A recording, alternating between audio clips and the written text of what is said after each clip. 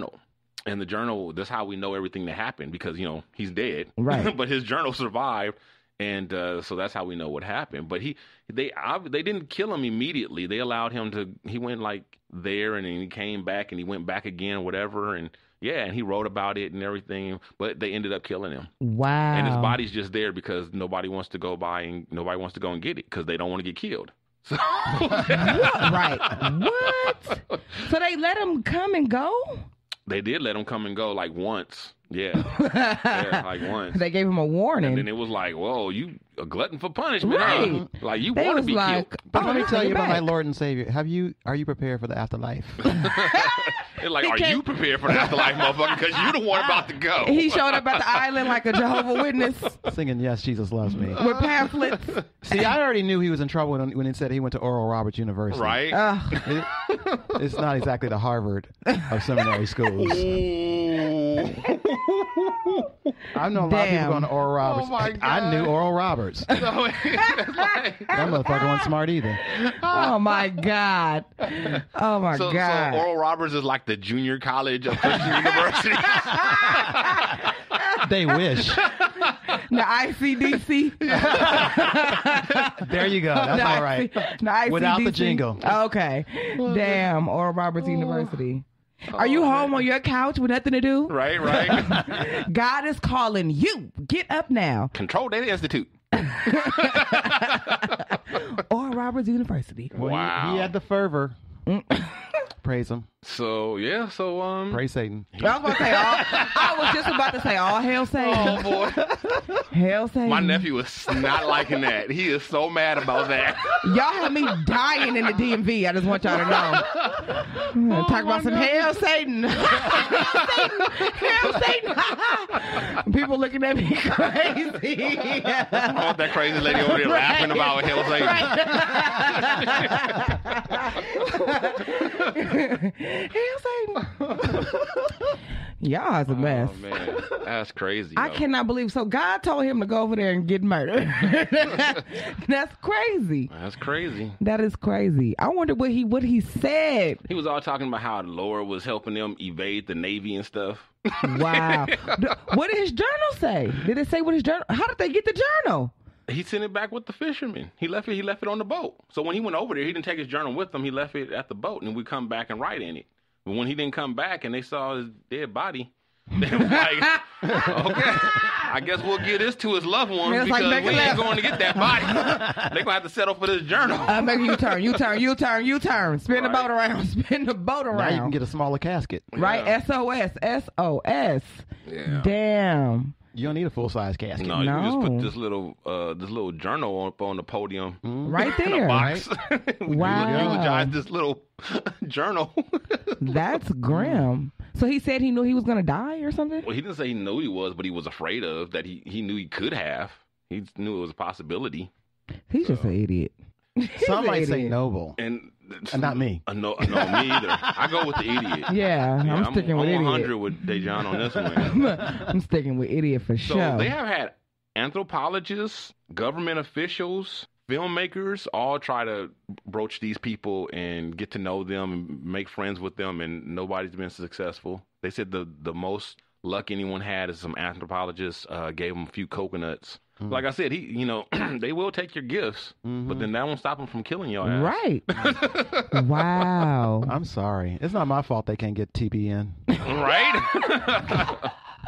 You just got to go to hell, God. Islanders. You don't know. Because I ain't coming. The word. Plus, Have you accepted the Lord and Savior John, Jesus? remember when we had the little brief thing and you asked me what did I think God was like when I said what I think about God is way different than what we've been taught. Right. Now, see, if there is a God, if he's real, I don't believe God would punish these people for not following Christianity. Oh, no. Or something Islam, they never heard of or, before. Yeah. Right. Any Ever. other, right. Right. I think if at most, he's going to judge them just how they live as individuals. Yeah. And, how they treat each other and on a case-by-case basis. Yeah. I don't think he's going to, you don't follow this religion, so you doomed to hell. You're going to follow this religion, so you're doomed to hell. You know what I'm saying? Like, I bet the crime rate is low as fuck on that island. everything, No, I'm serious. Everything death. Everything's death penalty. Yeah. That's for the outsiders, because you can't be killing off your own people when you're on a remote island. You need everybody. Yeah, it's not Well, that shit, many. we don't know. It's not that many. It's only they said they guess is between 50 and 100, but no one knows for sure. Wow, that really no is one knows small. for sure. And their language, they can't Decipher it. You know, they can't hear enough of it. Wow. Be around it long enough to kind of figure things out. And I think part of the reason why the islanders are so aggressive towards outsiders because they've been done wrong in the past. And I think, you know, what do you call it? Tribes and people like prehistoric people, they pass stuff down, information from generation to generation. So just because stuff happened 1,000 years ago or whatever, you can't say, oh, well, they don't know about it. They're not mad about that. Nah, them motherfuckers are mad because the last motherfucker that came here on the boat kidnapped people. Exactly. You know what I'm saying? Exactly. And there's also a nearby... Or took their resources. Exactly. Tried to come and take their land. There's a nearby island where they had people on it as well. And those people have been wiped out because the people who went over there brought diseases that they didn't have immunities for and wiped them out. They could have heard about that as well. Hell yeah. And a lot of people were saying, a lot of the scientists were saying that it's dangerous for us to try and interact with them anyway because of that. It could kill them. Exactly. You know, breathe on them, give them a cold, and kill the whole population of people. True. Right. So that's crazy. Yeah. In Jesus' name. Going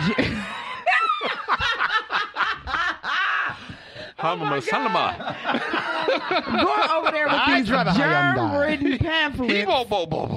Coming over here with these books of death and disease. You have to go sit a faith healer over there. Right. Give them all diseases. Oh, my God. You know they got the Fountain of Youth is there. That's where it is. Shit, everybody there, they 1,000 years old. That's how they've been living this whole time. That's what they don't want you to know. Exactly. That's why they running everybody away. But that's crazy though to think that there's places where there are people who are living like, you know, essentially like cavemen or something. You know what I mean? Is that the only place? No, that's not the only My mind is blown right now. I didn't even know that. I mean, I knew that it was like third world countries, but I didn't realize that there was places like this. Third world countries within third world countries. I guess so. Right? This is like negative third world. This is like third world definitely to the negative. fifth power. Shit, goddamn. But you know, it's remote places. It's remote places in the United States. Yeah. I mean, they're not probably. Well, no, some of them are cut off. It's probably not even as large a numbers as these people have. But there's some people live like real remote. Yeah, they don't fucks with nobody. Yeah. I could. Oh yeah. Yeah, I can see might that. shoot you. You come near them. Yeah, or come on their land. I could see that for sure. Right. But they probably got clothes too. Maybe.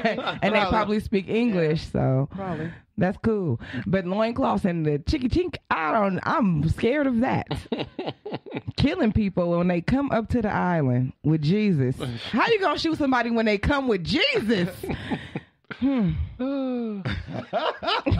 Jesus will work it out. Right.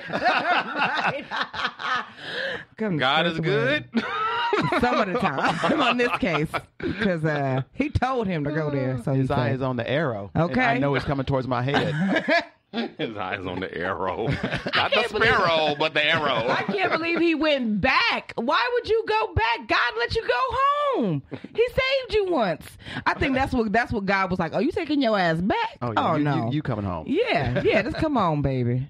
So in some 21st century news, oh man, there's an article that's out called "Crossing the Divide," and I found this very fascinating. It's about trans men. We hear a lot about trans women, and I think most of what we hear about trans is usually the trans woman experience and the trans woman stories. But this is for trans men, and I found it very fascinating because these men once lived their lives as women, and they were all like feminists and whatnot, and now they get to see because in our society we talk about.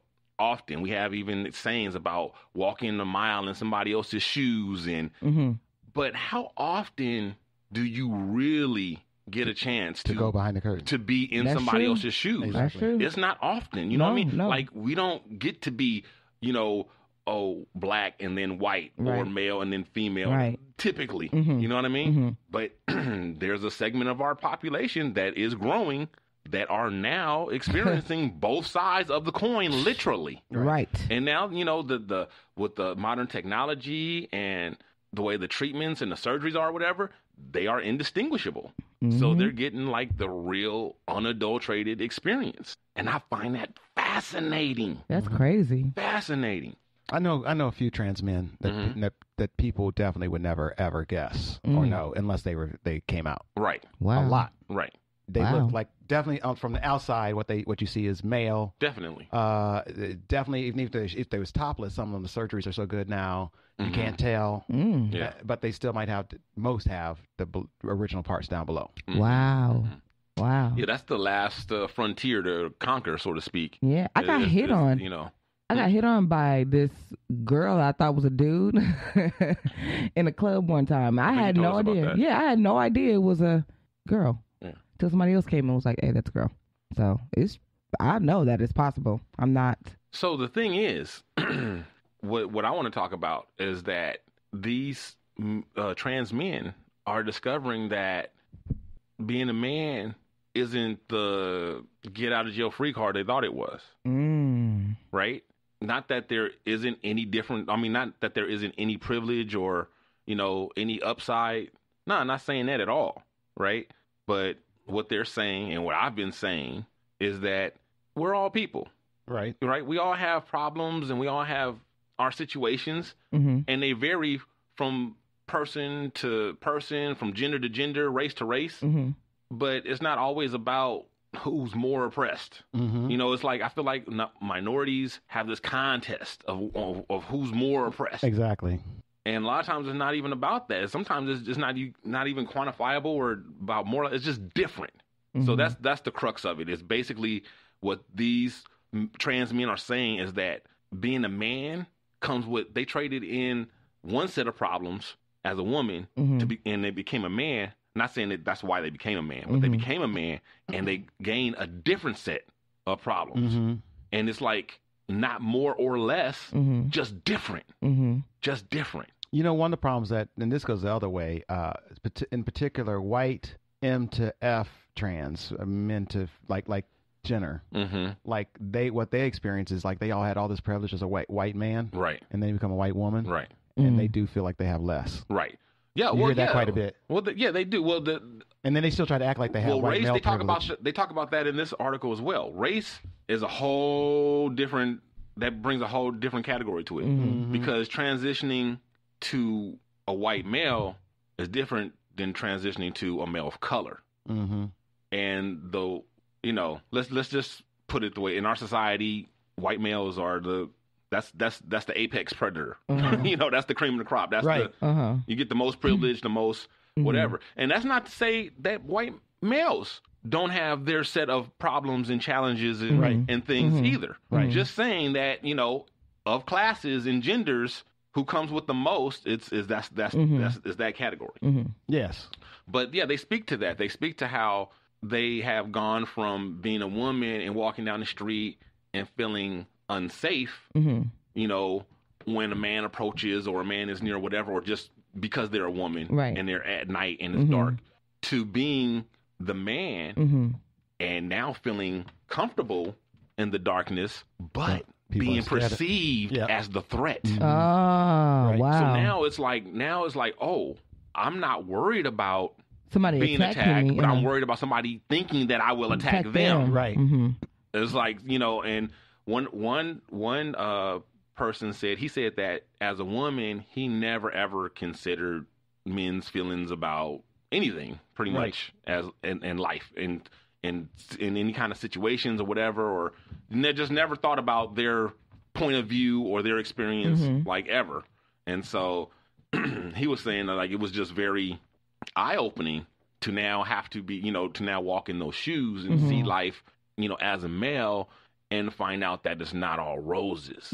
I was thinking about this concept actually just yesterday of like, what if everything I am physically now was sort of reversed? But I was in the exact same world I was in. How much of the Pip that I believe that I am would still be there if everything was changed around?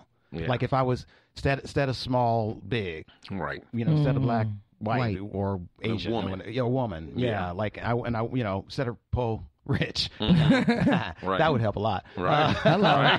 But nonetheless, I seriously wonder, like, would the essence of who I think Pip is still be there? No, that's my opinion, because I think, and that's